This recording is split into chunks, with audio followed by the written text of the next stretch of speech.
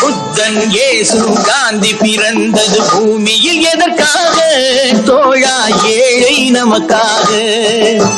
கங்கை யமுனை காவிரி வைகை ஓடுவதற்காக? நாளும் உழைத்த தாகம் எடுத்த தோழர்கள் நமக்காக. கேள்விக்குறி போல் முதுகு வளைந்து உழைப்பது எதற்காக?